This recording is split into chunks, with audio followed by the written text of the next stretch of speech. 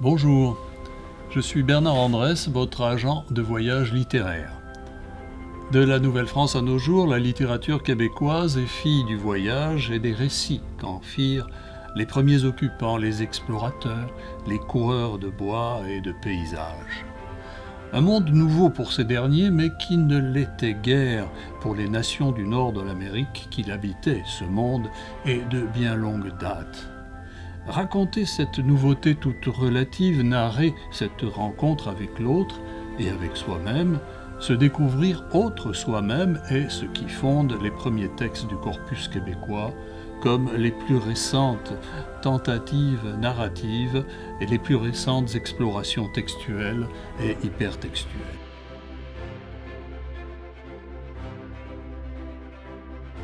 Pour nous accompagner dans ce périple, nous ferons appel à l'Atlas littéraire du Québec, publié chez Fides en 2020. Cet ouvrage de référence regroupe une centaine de spécialistes dont certains ont accepté de se livrer ici à l'exercice de l'entrevue. De l'une à l'autre de ces rencontres avec des spécialistes, au gré de ces dialogues sur le roman, la poésie, l'essai, le théâtre et toute autre forme d'écriture, on voyagera en bonne compagnie du XVIIe siècle au XXIe siècle, sur les ailes de l'Association internationale des études québécoises. Bon vent et bon voyage.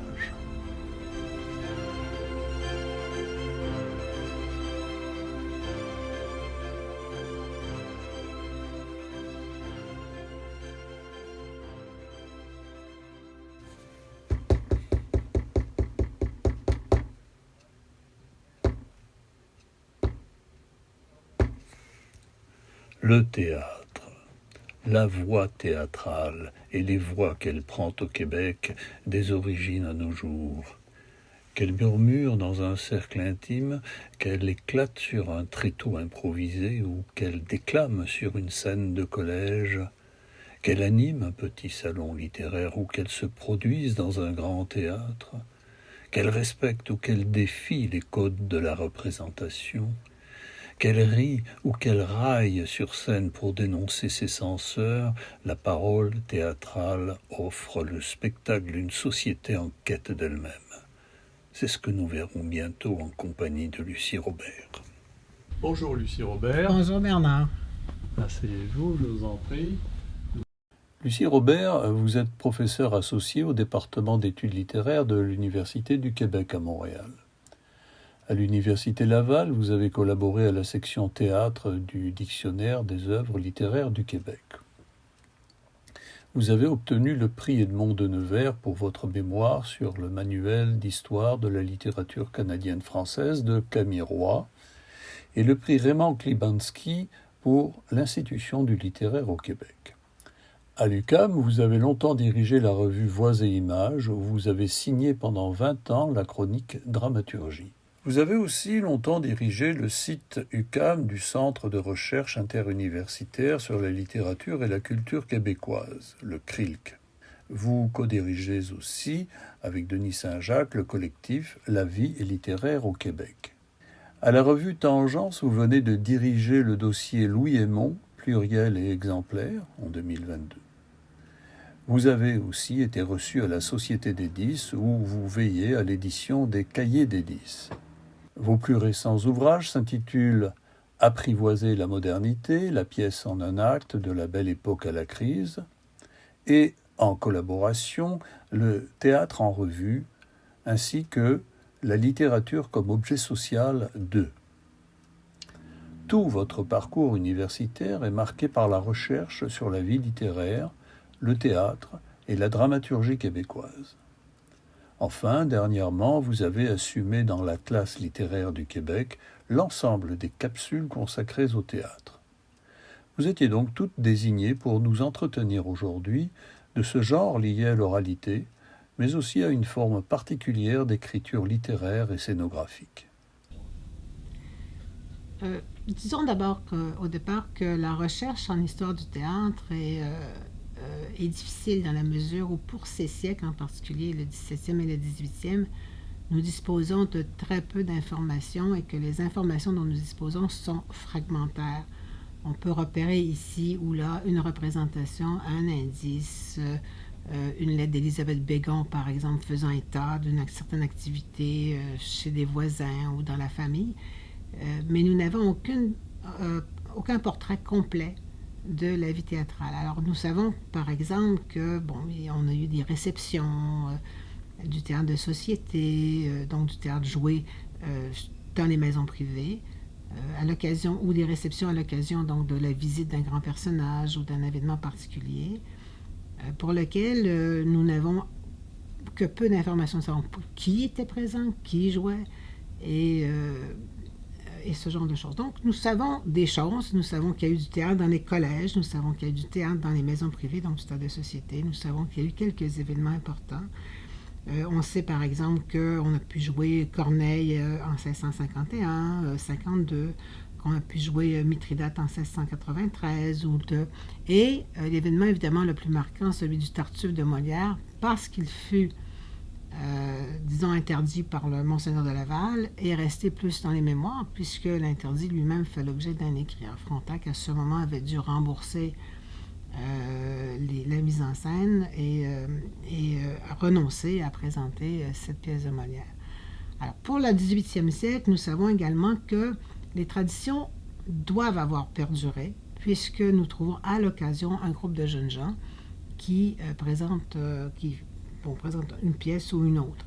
Alors, nous savons que les officiers britanniques aussi, les officiers d'occupation de la garnison, ont présenté un certain nombre de représentations. Alors, il s'agit ici d'un phénomène qui est assez comparable à celui de l'armée française dans d'autres pays et dans d'autres guerres. Il faut bien occuper les officiers quand on occupe et une ville ou un pays, et par conséquent, on a joué Molière en français dans l'armée d'occupation. Dans les théâtres, on sait qu'il y avait... Dans les collèges, on sait que le théâtre adaptait les programmes, les pièces jouées dans les théâtres français de la même époque. Et on peut se rendre ainsi jusqu'à facilement la fin du 18e siècle à penser que ce type de théâtre aurait perduré. On sait que, par exemple, le premier auteur dramatique qui a publié son œuvre, Joseph Quesnel, avait sous sa signature un certain nombre de pièces en un acte avec aria. Parfois, nous n'avons que les arias, les airs, parfois que nous n'avons que le texte. Mais on se souvient que ça a été joué quelque part dans des maisons privées, mais dont nous n'avons qu'assez peu sur lesquelles nous avons assez peu de renseignements. Donc, il y a toute une série d'activités. Je ne pense pas, outre le théâtre de garnison, et même là, qu'il y a une différence sensible entre la première moitié du 18e et la deuxième moitié du 18e. Ça change de langue, forcément. Ça s'urbanise lentement, forcément aussi. On joue dans les cabarets. On a quelques événements un peu éclatants à la fin du siècle dans certains cabarets à Québec ou à Montréal, mais autrement, je pense que ça change plus tard.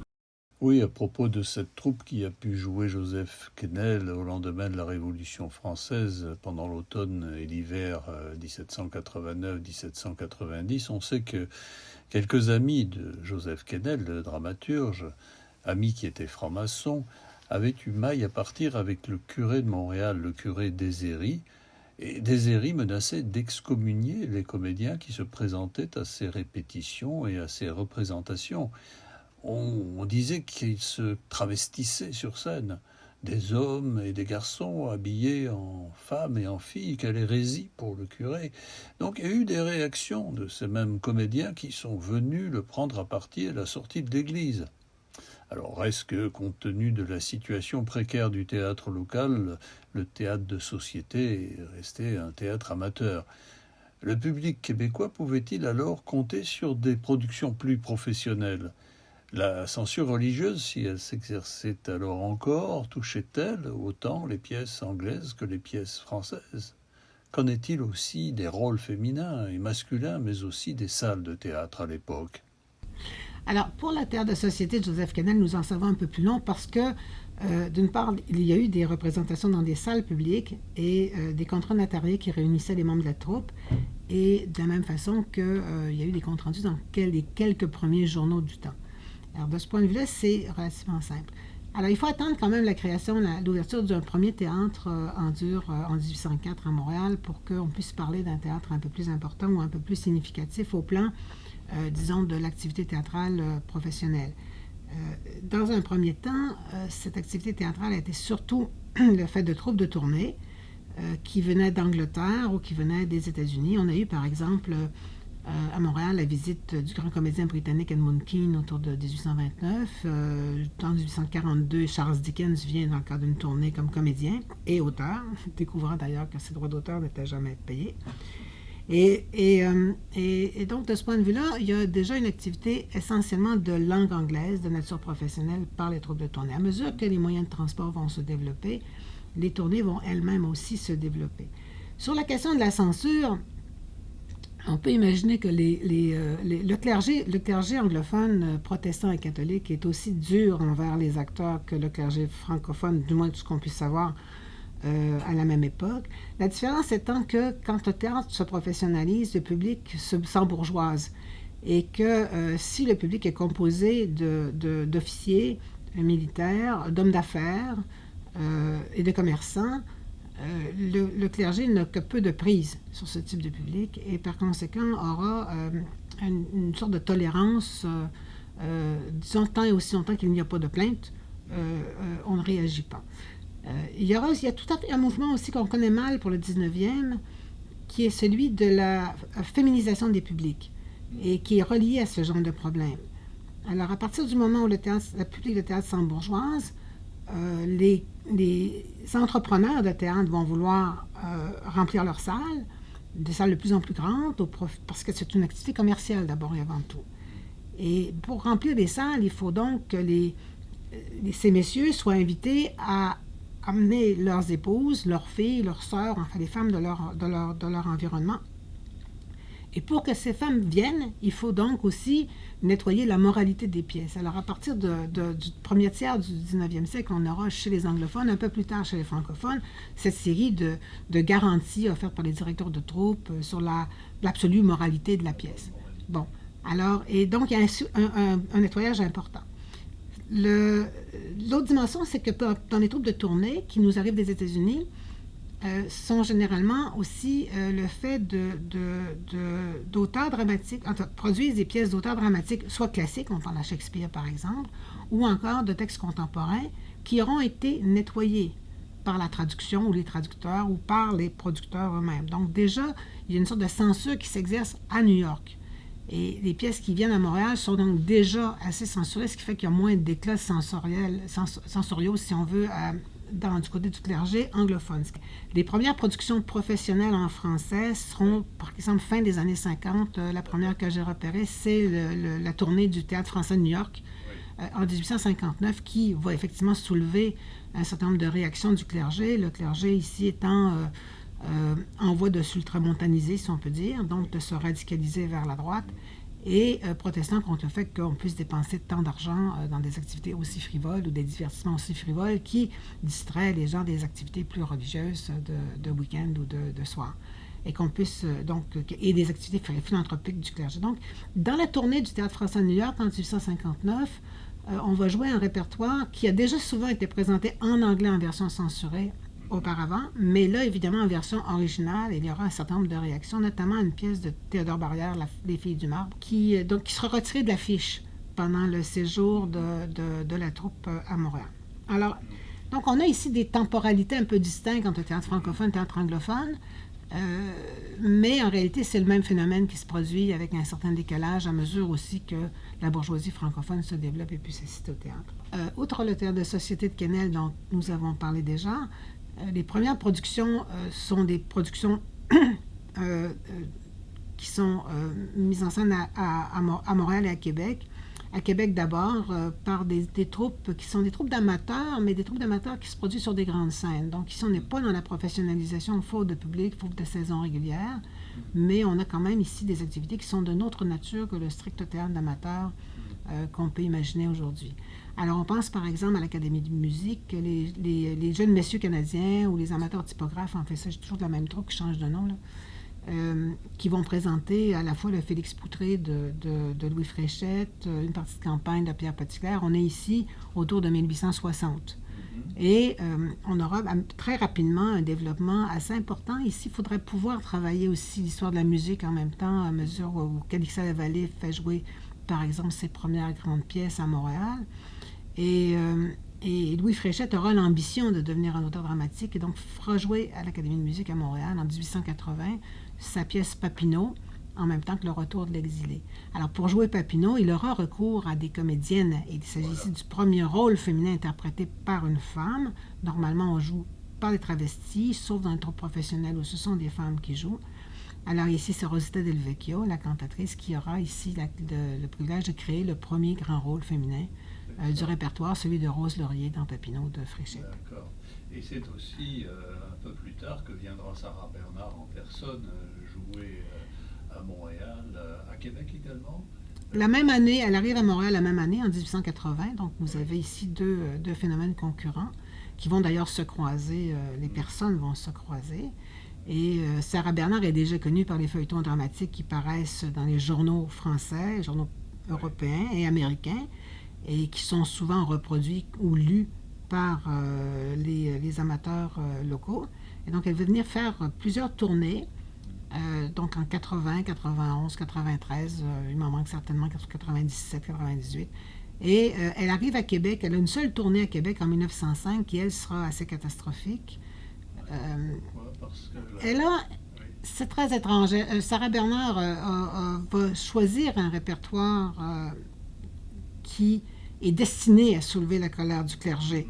Au départ, quand elle va jouer à Québec, elle va jouer des pièces qui mettent en scène un personnage d'actrice. On pense à Adrienne Lecouvreur, par exemple, et qui va donc se retrouver dénoncée en chair.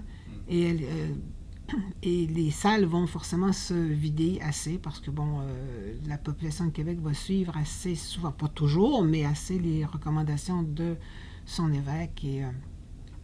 ça se termine assez mal. Mais il y avait un caractère un peu provocateur chez Sarah Bernard dans cette tournée, qu'elle n'avait pas nécessairement dans les précédentes, qui ont été plutôt des tournées à succès à Montréal et dans le reste du Canada, d'ailleurs. Elle a joué jusque dans l'Ouest. Oui, Sarah Bernard a eu des mots assez durs sur les Canadiens français. Elle ne comprenait pas très bien l'histoire du Québec. Comment ça, disait-elle, vous êtes français, on ne sait plus si vous êtes français ou anglais. Et puis c'est vrai que vous avez en plus le clergé catholique. Il faut dire que Sarah Bernard avait subi peu avant son arrivée en 1905 à Montréal les foudres de Monseigneur Bochésy qui interdisait aux journaux d'accepter des publicités annonçant la venue de la diva. Et donc l'évêque écrivait que le théâtre était une véritable école du péché. Il disait « Nous supplions nos pieuses familles, si attachées encore au devoir et à la vertu, d'être sur leur garde, de s'abstenir de ce qu'elles sauront être pour elles une occasion de péché. » Et pourtant, le théâtre a bien trouvé son public, non ? Oui, alors très rapidement par la suite, le théâtre a connu des développements importants, extrêmement rapides. D'abord, la fondation de la Compagnie franco-canadienne, qui est la première troupe professionnelle dans le milieu au début des années 1880, qui vont lancer la carrière de Blanche de la Sablonnière. C'est une carrière en dents de scie pour la troupe et pour la comédienne, mais quand même, il reste ici que nous avons une coupure importante. Par la suite, dans les années 90, vont débarquer au Québec plusieurs acteurs français qui vont eux-mêmes mettre sur pied plusieurs troupes. Alors on pense à des gens comme Antoine Godot, à René Delville, qui vont créer le théâtre des variétés, par exemple, vers 1895. Godot va devenir un metteur en scène important. Delville est un auteur de revue. Et là, on aura plusieurs années qui vont voir arriver donc des acteurs qui vont mettre sur pied ce genre d'activité. Et il y aura aussi, parallèlement, avec les grandes vagues d'immigration de la fin du 19e siècle, du théâtre en yiddish au Monument national de 1890 peut-être jusqu'à très avancé au 20e siècle, du théâtre en chinois. En chinois aussi, le Monument national étant situé au cœur de ces quartiers multiculturels. Et donc, il y aura une activité intense qui établit toujours des ponts avec New York d'un côté, pour en particulier le théâtre en yiddish et le théâtre chinois, et avec Paris pour le théâtre en français.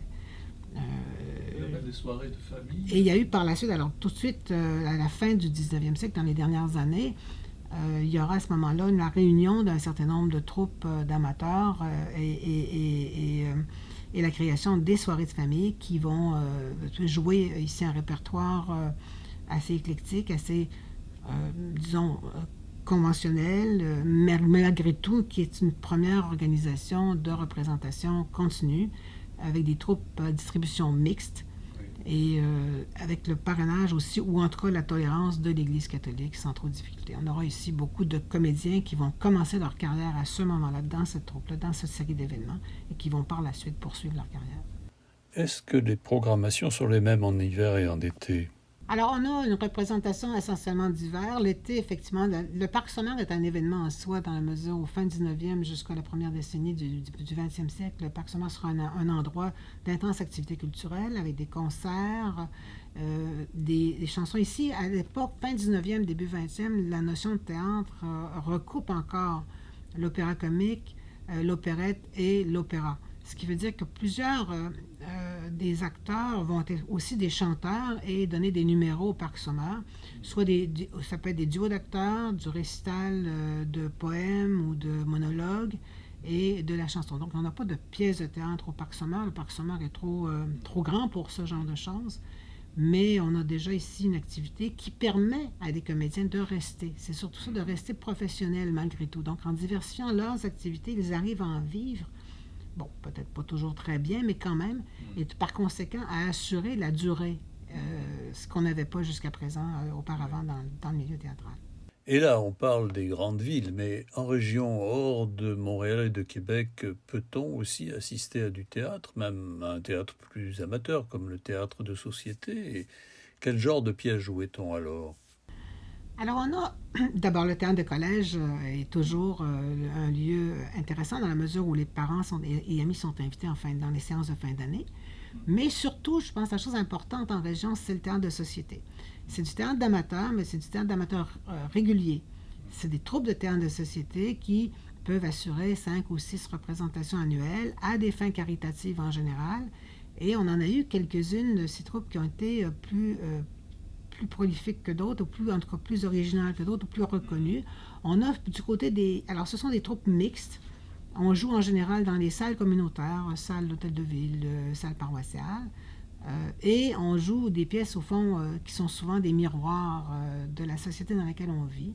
Et ça sert aussi beaucoup à occuper les jeunes gens à la fin de leurs études, avant le mariage. Et les jeunes filles en particulier, on sait où elles sont. Alors, on a dans les journaux de Fadette, Henriette Dessaulles, on a quelques remarques, quelques années où elle fait du théâtre. Elle fait, elle, surtout des costumes, la régie, décors, des choses comme ça. Mais nous avons aussi, alors ça c'est à Saint-Hyacinthe, mais nous avons aussi le récit de ces activités à Saint-Jean-d'Iberville par la troupe qui est animée par Joséphine Marchand, qui est la fille de Félix-Gabriel Marchand, député à Québec à ce moment-là, qui lui-même écrit. On a dans la correspondance de Félix-Gabriel Marchand beaucoup d'occurrences où, dans ses voyages en Europe, il assiste à des représentations dramatiques. Il cherche des représentations dramatiques. Il n'arrive pas par hasard dans ses voyages. Et Joséphine va écrire à la fois plusieurs textes pour sa famille. Les filles Marchand sont 5, alors les 5 jouent d'une manière ou d'une autre. Et elle va aussi assurer l'accompagnement musical, la direction artistique, ce genre de choses. Donc, c'est toute la famille, en fait, Marchand va disséminer aussi cette pratique du théâtre de société. Joséphine, mariée à Raoul Dandurand, qui lui-même va devenir sénateur plus tard, va faire jouer ses pièces jusqu'au Sénat d'Ottawa, dans la salle du Sénat.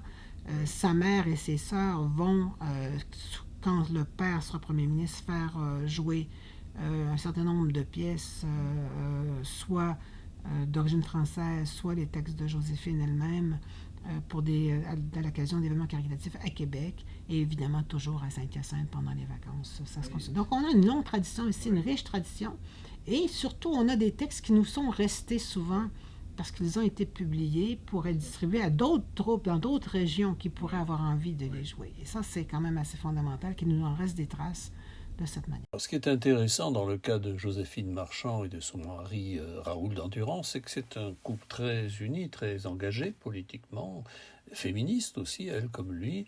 Ils font partie d'une frange de la population aux idées libérales avancées qui va se battre pour l'éducation. Bref, avec des intellectuels comme les Marchands d'Endurance, on s'achemine vers une tradition culturelle et théâtrale, n'est-ce pas ? On s'achemine, oui. On n'y est pas encore vraiment dans la mesure où on n'a pas encore ici un art dramatique qui soit très développé au plan esthétique. On a plutôt ici la tradition bon enfant du théâtre mise en scène de façon assez automatique. On a des pièces importées du répertoire français, plutôt conservatrices, plutôt brèves, sans grande difficulté. On n'a pas non plus une écriture dramatique qui soit importante, encore que les soirées de famille est un peu ici alliée à l'École littéraire de Montréal par un certain nombre de personnes, genre, par exemple Jean Charbonneau, qui est un comédien aux soirées, Raoul Barré aussi, qui est un comédien aux soirées, et les deux seront membres de l'École littéraire de Montréal. Et il y a plusieurs auteurs dramatiques à l'École littéraire de Montréal qui expliquent d'ailleurs qu'on a un certain nombre de membres dont on ne sait pas trop ce qu'ils ont pu écrire dans leur vie, mais généralement c'est du théâtre qui a été perdu par faute d'édition. On pense à Germain Beaulieu, par exemple, qui a écrit La Passion, créée en 1902, par Julien Daou au Monument National. C'est en marge des soirées de famille, mais qui est une pièce à très très grand succès, reprise pendant des années pendant la Semaine Sainte, et avec des publics considérables. Alors, c'est un des grands succès de l'époque, et c'est une première pièce canadienne. Donc, on n'est pas encore rendu là. On est ici dans un théâtre quand même en voie de professionnalisation, mais je ne dirais pas que c'est encore un théâtre canadien. Il n'est pas, de ce point de vue-là, d'une grande originalité esthétique encore. Et que peut-on dire des revues à cette époque ? Le spectacle sur scène s'ouvre-t-il à un plus grand public ? Que dire, par exemple, dans les années 1920, des revues de René Delville ou de Pierre Christ, par exemple, avec des titres comme En avant marche ou Tu me dis pas. Alors, toutes les revues, ce sont des revues d'actualité qui présentent, qui sont des collections de numéros réunis par le personnage du compère et de la commère, et qui présente un certain nombre de points de vue sur la ville. Et là, c'est intéressant parce qu'on a aussi tout à coup une lecture humoristique des activités de l'année. Alors, on a les revues annuelles, mais on a finalement aussi des revues de fin de saison, des revues de début de saison, on a des revues étudiantes qui vont commencer à être jouées très très tôt au 20e siècle, et qui sont donc des points de vue de cette manière. Alors, le commère et la compère peuvent être des gens de région qui débarquent à Montréal et découvrent l'étrangeté de Montréal. Ça peut être des Montréalais qui arrivent en région qui découvrent l'étrangeté des régions. Ça peut être, on a eu des cas qui présentaient des personnages autochtones, sans doute beaucoup stéréotypés, mais quand même réels. Et puis on a eu aussi des compères et commères qui étaient des extraterrestres qui visitaient la ville. Alors, on a eu. Alors, les revues de Pierre Christé sont particulièrement connues parce qu'on a des revues. C'est une revue qui. Plusieurs revues dont plusieurs sont jouées pendant la Première Guerre. Et on va avoir ici des personnages qui vont faire appel à déjà des personnages comiques qu'on suppose avoir été probablement présents sur les scènes plus populaires, mais qui sont destinés à devenir célèbres. On pense à Fridolin et à Lapoune, par exemple, ou à Ticoc. Pas Fridolin, c'est Ticoc et Lapoune. Vous avez parlé, Lucie, d'humour, et je pense que c'est important de noter que, parallèlement à ce développement du théâtre, on a aussi un développement exponentiel de la presse, et aussi de la presse satirique. Le public prend goût aux commentaires sarcastiques des activités politiques, des hommes politiques, à la façon de nos bye-bye aujourd'hui à la télé, non ? On a la chanson comique et la chanson réaliste qui vont, par exemple, être développées surtout par Madame Bolduc à partir fin des années 20, début des années 30, mais quand même, on a aussi, déjà au début du siècle, ce genre de la chose que vous décrivez.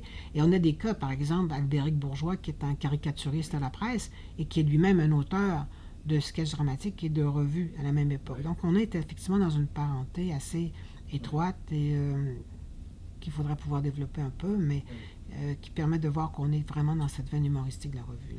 C'est sûr. Ce qui est un peu moins drôle, c'est la guerre de 14. C'était une année tournante pour beaucoup un drame, naturellement, pour certains, mais pour le théâtre, il y a un effet bénéfique en quelque sorte. Pouvez-vous en parler? Oui, alors là, on va pouvoir commencer à parler de canadianisation du théâtre au Québec, dans la mesure où les acteurs français installés à Montréal depuis la fin du 19e, ou ceux qui sont arrivés dans les tournées, puisqu'on embauchait des troupes complètes en France dans ces années-là pour 1 année, 2 ans, 3 ans, certains sont restés, ont été rappelés sous les drapeaux. Alors, il a bien fallu que quelqu'un assure la direction, la propriété, la gestion des troupes, la mise en scène, le recrutement des acteurs. Et ça a donné évidemment un impact profond aux acteurs québécois qui étaient sur place et qui, au fond, se morfondaient dans l'attente d'une occasion, d'une opportunité. On pense à Palmieri, par exemple, Julien Sergius Archambault, qui va commencer sa carrière de directeur de théâtre à peu près à cette époque-là, de la même façon que Julien Deshoué et Bella Ouellette vont eux-mêmes aussi assurer les premières directions de troupes, là aussi dans ces années à Montréal et à Québec, souvent d'ailleurs avec des systèmes d'alternance. On va mettre sur pied les premiers abonnements. On va aussi décentraliser un peu le théâtre vers le Chanteclair, rue Saint-Denis, l'actuel Rideau Vert, ou vers le Théâtre des Variétés, qui est un peu avant, mais qui va être occupé un peu plus à ce moment-là, qui est sur la rue Papineau. Québec, c'est pareil, ce sera Saint-Roch, plutôt que le Vieux-Québec pour les salles qui gardent des salles de prestige, ou Saint-Roch et non pas encore Saint-Sauveur quand même. Alors, on aura ici une sorte de mise en place des directions d'acteurs et de troupes, où les femmes françaises qui sont restées, ou les hommes qui sont restés pour toutes sortes de raisons, vont travailler là, sous la direction des acteurs canadiens de naissance. Alors, évidemment, à la fin de la guerre, tous les acteurs français ne reviendront pas. Pas toujours pour des raisons tragiques, là, parfois parce qu'ils choisiront de rester. D'autres des plus jeunes vont commencer à venir pour fuir les nouvelles conditions économiques de l'Europe, et ces directions vont rester encore pendant un certain temps. Donc là, on commence à parler de grandes carrières professionnelles qui vont durer 40 ans, 50 ans. Mais c'est aussi, Lucie, le moment où le théâtre mélodramatique trouve son public. On pense bien sûr à Léon Petitjean et Henri Rollin qui vont créer la première version d'Aurore l'enfant martyr en 1921, je crois. Pouvez-vous nous parler du succès de cette triste histoire? Alors, dès le moment de la guerre, on a déjà 2 tendances dans le théâtre. On a d'un côté cette tendance à l'embourgeoisement qui va mener à la création des grandes troupes un peu plus tard, et cette tendance au théâtre très, très populaire qui est très étroitement liée au développement d'ailleurs des formes du dime theater ou du burlesque, donc des pièces plus brèves en un acte, d'une durée donc d'une demi-heure, qu'on va présenter en série dans des théâtres plus marginaux comme le Starland, le King Edward. Alors en 21, Henri Rollin et Léon Petitjean, qui sont 2 acteurs qui sont actifs depuis la fin du 19e siècle, sont en tournée et au bord de la faillite, en réalité, et arrivant à Québec, trouvent dans les journaux ce fait divers assez sordide, qui est l'histoire évidemment d'Aurore Gagnon, martyrisée par sa belle-mère et décédée à l'âge de 11 ans des suites des sévices encourus. Et là, on est en plein procès et les journaux publient à ce moment-là des comptes rendus très, très détaillés du procès, déjà même parfois sous forme dialoguée, hein, où vous avez les questions des avocats, les réponses des témoins ou des présumés coupables. Et donc, très rapidement, ils vont écrire une première version de la pièce. À partir d'une archive judiciaire. À partir des journaux, d'abord. Des journaux d'abord. Et donc, cette pièce va être créée en 1921, très, très tôt, et avec un succès qui ne s'est jamais démenti par la suite. Alors, on a une première version qui est Le Martyr d'Aurore, une deuxième pièce qui est Le Procès de la marâtre, 2 pièces qui seront réunies par la suite dans Aurore l'enfant martyr, en 3, 4, 5 actes, une dernière version écrite par Henri Desglin. Vous aurez 5 romans qui seront tirés de la pièce, dont celui d'Émile Asselin, qui sera la base du scénario du film, qui sera tourné en 1952. Donc, on est devant quelque chose d'assez considérable, et ce qui fait qu'Aurore devient un personnage mythique de l'histoire du Québec. Et puis, il y aura des reprises par la suite. Moi, je m'arrête à 52 pour l'instant, mais il y a donc un deuxième film. Il y aura aussi d'autres pièces par la suite. Mais ici, on est devant un succès assez considérable, qui sera d'ailleurs lui aussi boycotté par le clergé, parce que le clergé n'aime pas d'abord parce que le prêtre n'est pas aussi actif qu'il devrait l'être dans la pièce, qu'on le voudrait dans la pièce. pour soutenir Aurore, mais aussi parce que le clergé n'aime pas ces pièces qui jouent avec les sentiments du public. Malgré tout. Donc, il y aura assez peu de publicité, mais on sait que les foules ont été considérables. En effet, Lucie, il y a l'anecdote de la comédienne qui jouait la petite fille, Aurore, mais elle va vieillir, la comédienne, à mesure que les productions vont se succéder. Un beau jour, elle ne pourra plus tenir le rôle bien longtemps. Non, c'est ça. Donc, on est d'abord au départ, on a Nanette Varenne, et puis on aura Lucie Mitchell, et les deux reçoivent des œufs à la sortie du théâtre. Sont identifiés par le public au personnage d'Aurore lui-même. Oui. Alors, dans ces années-là, aux années 20, au King Edward et au Starland, donc les mêmes théâtres, vont se développer des premières grandes carrières d'acteurs du burlesque, notamment celle d'Olivier Guimond père, sous le nom de Tizoun, qui deviendra évidemment Tizoun Junior quand son fils Olivier Guimond va lui-même entreprendre la même carrière sous le nom de Tizoun Junior. Mais on a aussi toute une série de personnages comme les Pétri, Juliette et Arthur Pétri, et toute une série de clowns burlesques, Pic-Pic, Macaroni, Caroline, et bientôt évidemment la Poune elle-même, Rose Ouellette, qui vont entreprendre de grandes carrières. Ce sont des gens qui écrivent des pièces en série, des sketchs comiques sans arrêt, à probablement aussi éminemment recycler les uns des autres ou les mêmes d'une année à l'autre, mais peu importe, ils ont une production dramatique considérable. Ils ont aussi des succès assez considérables pendant... Alors, le burlesque va se continuer sous cette forme-là jusqu'à la fin des années 30. On a encore, surtout à Québec, dans les années 50, des théâtres consacrés exclusivement au vaudeville, et où on retrouve par exemple les grandes carrières de Pic-Pic, Teddy Burns et quelques autres, Charlie Ross. Ils ont aussi joué du Yvette Mercier-Gouin au théâtre, n'est-ce pas? Alors ça, c'est la version en bourgeoisie qui veut avoir un théâtre national dès le départ, mais qui n'a pas les moyens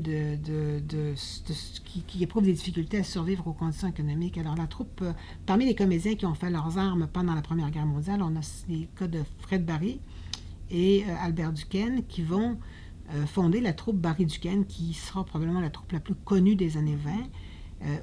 Troupe à laquelle va se joindre Henri Desglin après son arrivée, donc vers 1925, pour devenir la troupe Barry Duquesne Desglin. Alors, cette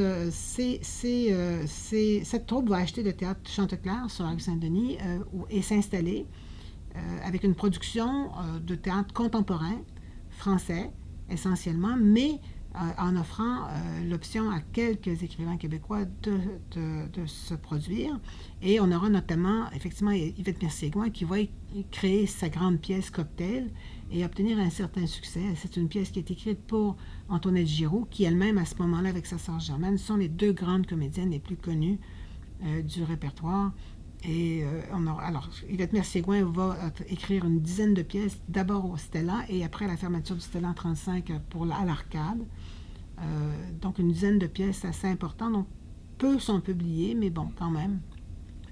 Les EDC, on a les archives à l'Université du Québec à Trois-Rivières qui nous permettent de les consulter, avant de faire jouer d'ailleurs une de ces pièces à Paris, La Réussite. La même année qu'Henri Desglin finit par faire jouer aussi une pièce à Paris qui est Jean du Pays ou quelque chose comme ça. Et après la guerre, donc, les troupes de théâtre vont continuer à produire une série d'inspiration plus catholique avec les Compagnons de Saint-Laurent. Alors, on a le théâtre populaire en première version, le théâtre en bourgeoisie en deuxième version, et il y a toujours ce mouvement, et c'est là que le théâtre s'organise vraiment sérieusement. C'est qu'on arrive entre les deux à avoir un théâtre qui se veut plus expérimental, plus jeune, plus nouveau, dégager des impératifs commerciaux du théâtre professionnel, en même temps distant des formes plus populaires. Et là, on aura un certain nombre de troupes, théâtre intime, théâtre de la jeune scène, qui vont être très informés du théâtre fait Jacques Copeau en France et du mouvement des Little Theatre aux États-Unis, qui va nous parvenir ici, en particulier par la voix de Martha Allen au Montreal Repertory Theatre. Alors, d'un côté, vous avez ces jeunes troupes, cette jeune scène qui se produit au Monument National et dans quelques autres petites salles plutôt de l'ouest de la rue Sainte-Catherine, et vous aurez du côté du mouvement des Compagnons, sous l'influence de Jacques Copeau, Léon Sancherel, Henri Guéon, toute une série de troupes comme les Compagnons de Notre-Dame à Trois-Rivières, les Compagnons de la Nef à Québec, mais surtout la plus connue, les Compagnons de Saint-Laurent, à Saint-Laurent, sous la direction du Père Legault. Dans les premières années, les Compagnons de Saint-Laurent vont faire essentiellement du théâtre catholique et communautaire.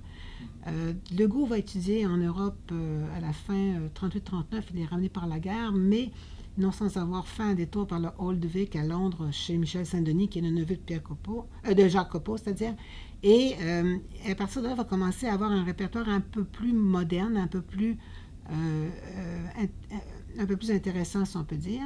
Et pendant la guerre, un certain nombre d'acteurs français vont se réfugier à New York, dont Ludmilla Pitoëff, qui va venir rencontrer les compagnons avec lesquels elle va monter les premières pièces de Claudel. Et c'est elle qui va donner une chance à des acteurs, des compagnons moins connus, parce que les compagnons sont anonymes à ce moment-là, qui sont Jean Louverou et Jean Gascon, de parfaire leur formation et de commencer à se faire valoir sur une scène de façon sérieuse. Les gouvernements s'investissent donc dans le théâtre, n'est-ce pas? Ils créent de nouveaux programmes. D'abord, je pense que l'attribution de bourses d'études à des étudiants à partir de 1923 par le gouvernement du Québec va engager plusieurs jeunes à aller parfaire leur formation en Europe. La guerre, on l'a vu sous l'effet des acteurs installés à New York, notamment et en particulier Ludmilla Pitoëff, va aussi soulever toute une série de conditions nouvelles de représentation. Et ces jeunes acteurs vont vouloir avoir des carrières professionnelles durables. Donc, ils vont travailler. Alors, de retour d'Europe, par exemple, Roux et Gascon vont fonder le TNM. Yvette Mercier-Gouin, qui est une ancienne du Montreal Repertory Theatre, va créer le Rideau Vert en 1948. Pierre Dagenet, qui est un ancien des Compagnons, mais qui passe aussi par le Montreal Repertory Theatre, va fonder l'équipe en 1941. Là, je les ai à l'envers, mais peu importe, c'est le même phénomène. Donc, ils vont donner l'essor à ces troupes.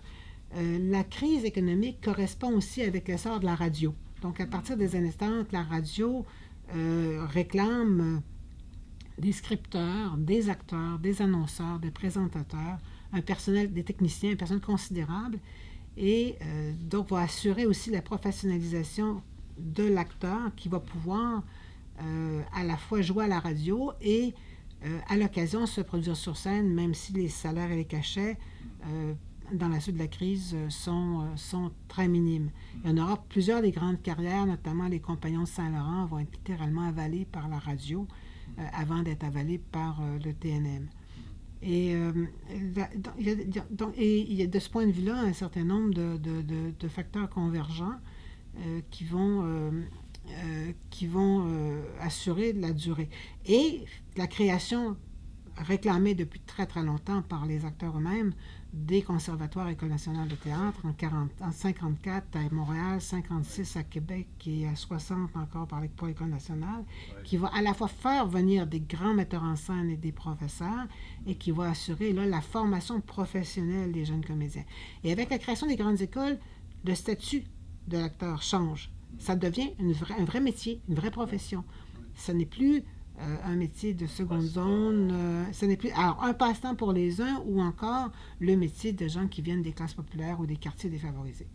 Donc, il y a ici quelque chose qui change de façon considérable et ces acteurs-là vont aussi avoir un effet à la fois sur la durée des grandes troupes, mais aussi sur la création, par exemple, d'un milieu de la chanson. Le milieu de la chanson est créé par des diplômes d'école des conservatoires dans ces années-là. Je pense au Bouzot, par exemple, ou même jusqu'à l'Institut en 68. Ce sont tous des diplômés de théâtre. Les gouvernements s'investissent donc dans le théâtre, n'est-ce pas? Ils créent de nouveaux programmes. Exactement. Alors, dans les recommandations, les suites des recommandations du rapport Massé, rapport sur le développement, l'avancement des arts, des lettres et de la culture au Canada, qui est déposé en 52-53, on aura ici la création d'un Conseil des arts du Canada.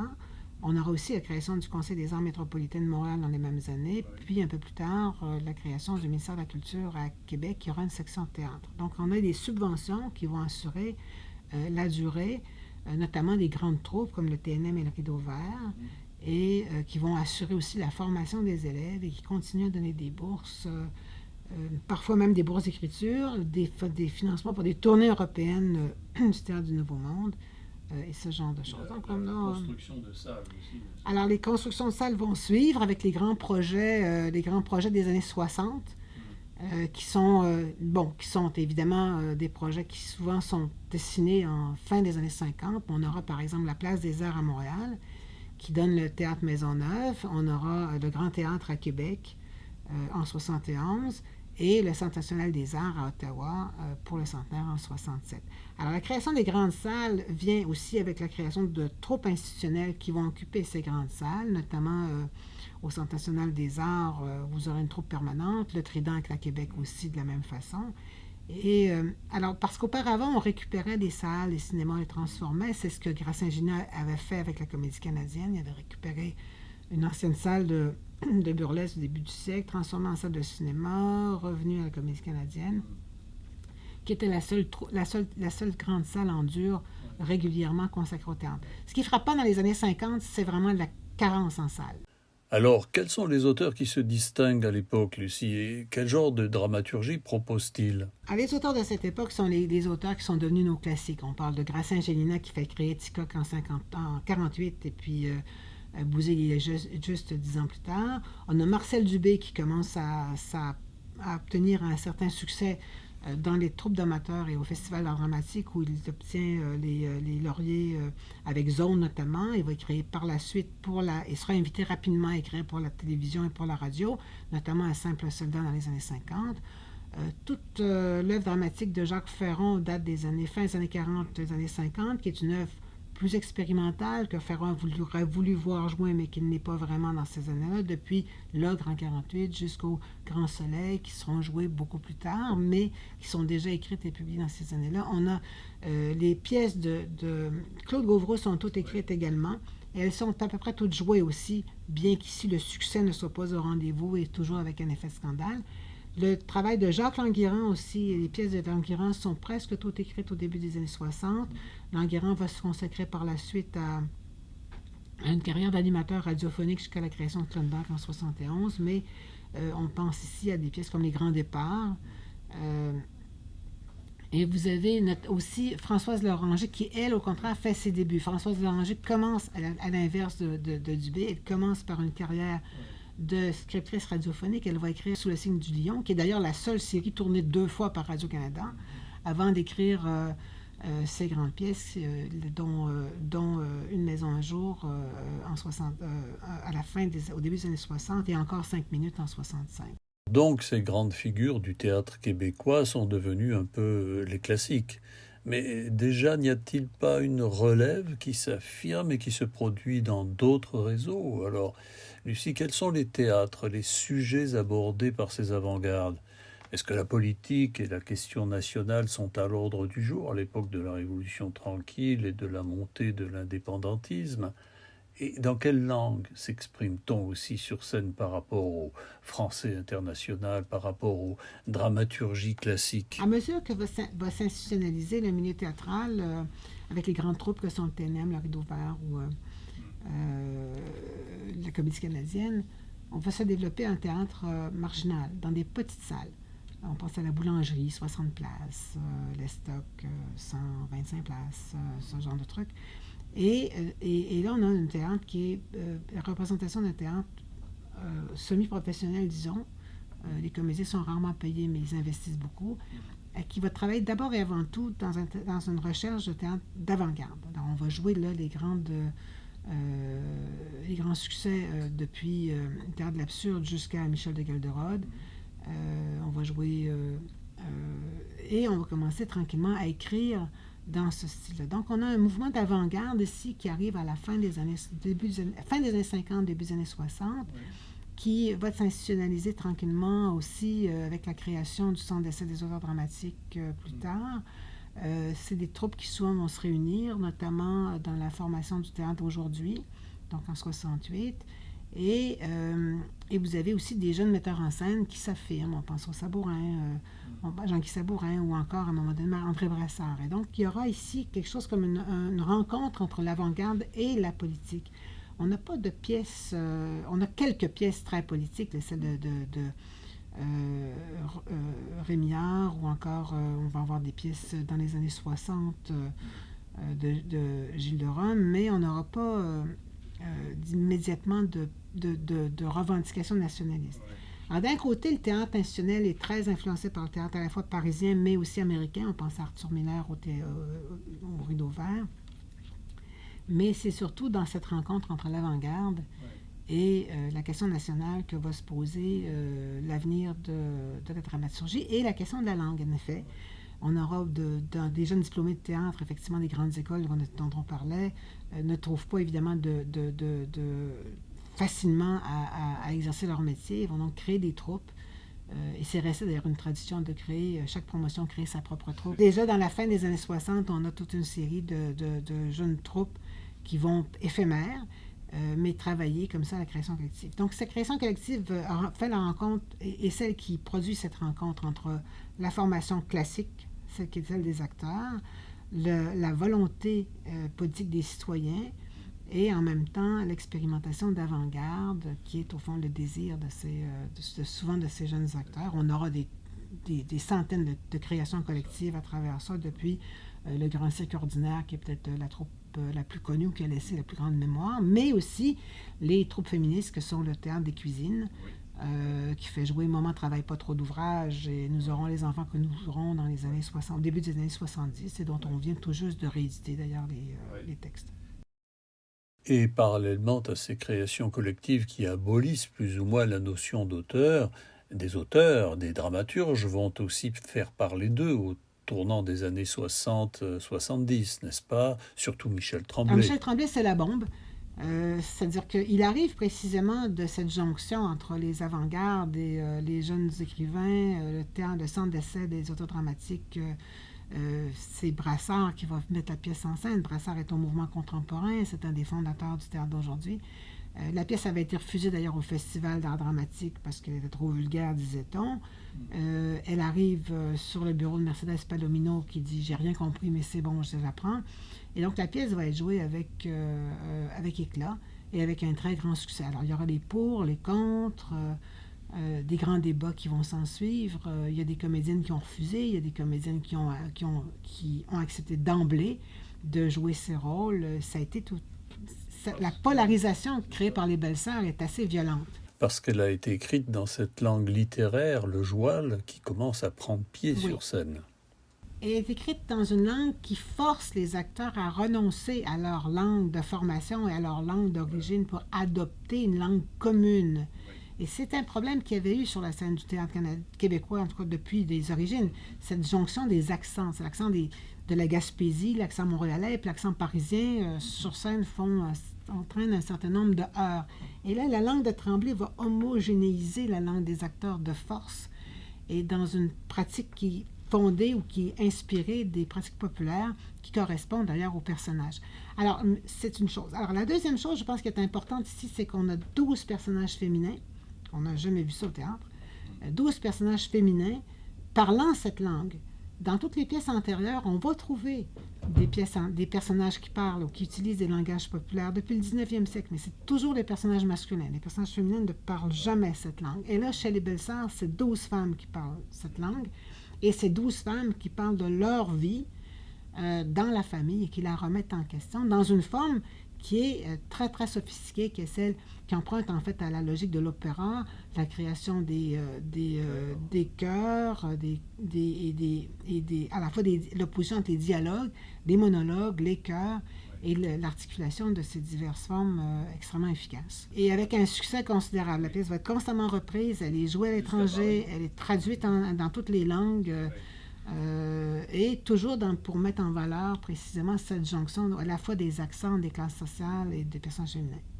Et alors, Lucie, quels sont les auteurs qui se démarquent à cette époque, à part Michel Tremblay? Alors, vous avez le début de la grande carrière d'Antonine Maillet avec La Sagouine en 1971. Maillet écrivait déjà depuis un certain temps, mais La Sagouine sera quand même un événement. Vous avez des carrières complètes comme celle de Jean Barbeau, d'André Ricard, qui sont effectivement dans les années 70, qui vont emprunter diverses formes. On pense aux baignures de Jean Barbeau. On a la vie exemplaire d'Acide Premier, Le Faramineux, de André Ricard. Ça, c'est avant ces grandes pièces politiques. On aura tout le théâtre de Jean-Claude Germain, date des années 70, début 80. Michel Garneau, jusqu'à 4 à 4. Wouf Wouf de Sauvageau, date de ces années.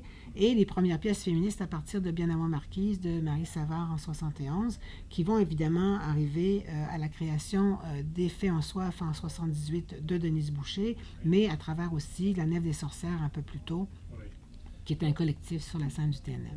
Alors, ce qui frappe dans toutes ces productions, c'est désormais la signature scénique de ces spectacles, n'est-ce pas? Désormais, les metteurs en scène prennent le haut du pavé par rapport aux auteurs. L'image l'emporte presque sur le texte, non? Alors, comment peut-on caractériser ces innovations dans les années 80? Alors, dans les années 80, c'est, l'impression qu'on a, c'est d'une part, vous aurez, du point de vue des auteurs dramatiques, une sorte de repli, dit-on, sur le personnage singulier, sur l'intime, sur le moi, donc après les grands éclats des années 70. Mais en même temps, les metteurs en scène vont aussi prendre de l'envergure. Je parlais d'André Brassard à propos des Belles-Sœurs. Vous en aurez d'autres ici qui vont se déployer. On pense à Jacques Crête à l'Escabelle, par exemple, Gilles Maheu à Carbone 14, Robert Lepage au Théâtre Père et puis à Ex Machina, Denis Marleau au Théâtre Ubu, Serge Noncourt, Brigitte Henkins fait alors ses débuts en Ontario avant d'arriver à Ottawa puis à Montréal. Donc on en aura ici plusieurs. Quelques-uns vont s'adonner à l'écriture, on pense à Jean-Pierre Ronfort, mais toujours pour mettre en valeur le caractère scénique contre le caractère littéraire des écrivains, des auteurs dramatiques. Alors dans le cas de Ronfort, on aura forcément son Vieux mort du roi boiteux en 1980, au début des années 80, qui est une série de 6 pièces qui jouait en rafale, donne à peu près 15 heures de représentation en extérieur, donc avec le public. On aura donc le Rail de Gilles Maheu aussi qui sera de la même façon, ou Robert Lepage qui commence à écrire lui-même en collectif aussi avec la trilogie des Dragons en 1987. Et parallèlement à toutes ces avant-gardes et à ces auteurs déjà connus, émerge aussi, Lucie, je crois, une nouvelle génération de dramaturges plus jeunes. Qui sont-ils et comment se démarquent-ils? Alors, on a très rapidement saisi l'importance de 3 ou 4 de ces auteurs, en particulier René Daniel Dubois, qui écrit Being at Home with Claude en 1985, Normand Chaurette, qui va continuer dans la traduction, mais qui à ce moment-là fait jouer Provincetown Playhouse au début des années 80. Michel Marc Bouchard, dont les Feuillettes sont créés en 1987. On pense à Jorette Marcheseau avec la saga des Poules mouillées en 81. Mais on aura aussi, dans cette décennie des années 80, les premiers écrivains qui vont mettre en valeur le caractère multiculturel du Québec. On pense à Marco Micone, par exemple, Jean du Silence, ou à Blafaroud, Quand j'étais grande, Victoria Rossi, chez les anglophones, pour Scarpone. Et on aura aussi toute une série d'actrices de formation qui vont réclamer leur droit à l'écriture et à dire dans leurs propres mots. On pense ici à Julie Vincent qui fait créer Noir de Monde, dont elle reprend d'ailleurs récemment la suite en 2022. On pense à Paul Pelletier qui avait été une fondatrice du théâtre féministe et va écrire ses grandes pièces fin des années 80, début des années 90, Joie, Océan, Art, sa grande trilogie. Les débuts de Carole Fréchette aussi, qui est une rescapée, si je peux dire, du théâtre des cuisines et qui va faire créer Baby Blues en 88 et La peau d'Élisa peu après. Alors, depuis les années 90, peut-on distinguer de grandes tendances dans les productions, dans l'écriture dramatique? Ici, probablement qu'un spécialiste plus intéressé aux questions de mise en scène aurait une vision différente de la mienne. Moi, je connais surtout le théâtre pour l'avoir fréquenté un peu, mais pas pour l'avoir pratiqué beaucoup dans ces années, et pour l'avoir lu. Alors, il me semble qu'il y a quand même un certain nombre d'auteurs qui se démarquent, un certain nombre de pratiques qui se démarquent. Et je pense que la relecture de l'histoire prend une certaine importance. Je pense au travail qui a été initié par Cabaret Neige Noire dans les années 80, le célèbre cabaret mis en scène par Jean-François Caron, Dominique Champagne, Jean-Frédéric Messier et Pascal Raffi, qui avait connu un immense succès aussi. Je pense au théâtre de Daniel Danis, au théâtre de Larry Tremblay, de Dagenfrey, ou encore son Abraham Lincoln, qui va être repris la saison prochaine. Abraham Lincoln va au théâtre, qui revient sur ces questions-là. Je pense à tout le théâtre de Wajid Mouawad, qui est sur la question de l'héritage des traumatismes antérieurs, avec Littoral, par exemple, Incendie, ou sa série Le sang des promesses. Des autrices comme Dominique Parenteau-Leboeuf, qu'on voit peu sur les grandes scènes, mais qui est quand même assez prolifique et qui s'intéresse aux questions d'héritage. L'héritage devant notaire, par exemple, est le titre d'une de ses pièces. On pense à Yves Sioui, parmi les autochtones qui écrivent pour le théâtre, avec La conquête de Mexico, ou des pièces fondées sur l'expérience inuit, c'est-à-dire Ukiamak, par exemple, l'adaptation d'une légende. Et on pense évidemment à Alexis Martin qui consacre l'essentiel en fait de son travail depuis 20 ans, notamment avec sa trilogie L'histoire révélée du Canada français de 1608 à 1998 qui avait été présentée, elle aussi en rafale. Lui, c'est un héritier de Jean-Pierre Ronfort. Ça va être aussi présenté en rafale sur 7 ou 8 heures, je ne sais plus, au Festival de théâtre Transamérique. Alors, une première lecture de l'histoire, la question des nouveaux réalismes aussi. Alors, je pense aux contes urbains d'Yvan Bienvenu ou Anne-Marie Olivier. Je pense aux questions d'hyperréalisme ou des questions qui sont relatives aux nouveaux médias sociaux, un nouveau mode de communication. Alors, le travail de Serge Boucher, François Archambault, Olivier Choignard, par exemple, Sébastien David ou Guillaume Corbeil. Je pense aux nouvelles écritures de filles, Annick Lefebvre, Sarah Bertium, Rebecca Doras, Fanny Britt. Donc, il y a ici toute une série de nouvelles préoccupations féministes, mais d'une génération plus jeune. La question d'explorer la frontière entre la réalité et la fiction, ou le rôle de la parentalité chez Evelyne de la Chenelière, depuis des fraises en janvier jusqu'à l'imposture, mais aussi avec du théâtre en famille, qui était assez extraordinaire de ce point de vue. Et le théâtre documentaire, je pense qu'il est destiné à rester. Et là, c'est des pièces extrêmement récentes. C'est celle de Christine Beaulieu, par exemple, et son travail J'aime Hydro, qui est une série de 5 pièces, elle aussi présentée en rafale sur 4 heures. Ou encore le travail d'Anaïs Barbeau-Lavalette dans le quartier Schlager-Maisonneuve à Montréal, qui présentait une série comme Pôle Sud il y a quelques années. Alors, je pense qu'il y a des tendances ici de ce point de vue-là. Il faudrait aussi ajouter toutes les tendances scéniques nouvelles. Je pense à Chouanière et ses déambulatoires, où le spectateur part avec un balado qui lui fait visiter la ville ou certains quartiers où se trouvent des moments de représentation un peu isolés. Donc, il y a des choses un peu... Et c'est l'équilibre difficile entre l'appropriation culturelle qui n'est pas désirable, mais aussi la censure militante, comme l'appelle Pierre Hébert, censure qui est tout aussi dangereuse pour la liberté d'écriture des écrivains. Oui. On en est rendu à ce stade, mais... Oui, je pense que c'est un mal nécessaire, il va falloir passer à travers. Et puis, comme je dis, moi, mon point de référence, c'est le théâtre féministe des années 70, et je vois bien que c'est ce qui s'est produit dans les années 70. Les femmes exigeaient des troupes autonomes. Oui. Le théâtre féministe, ça a été ça. Le théâtre expérimental des femmes, ça a été ça. Après, on a pu travailler autrement. Merci infiniment, Lucie Robert, pour cet exercice périlleux de synthèse auquel vous vous êtes prêté avec bonheur dans cette entrevue. Merci d'être venu dans cette belle salle des éditions Fides et j'invite notre public à consulter en annexe à cette entrevue la liste des capsules de l'Atlas littéraire portant sur le théâtre. Merci encore, Lucie Robert, pour ce passionnant voyage en théâtre québécois. Merci Bernard.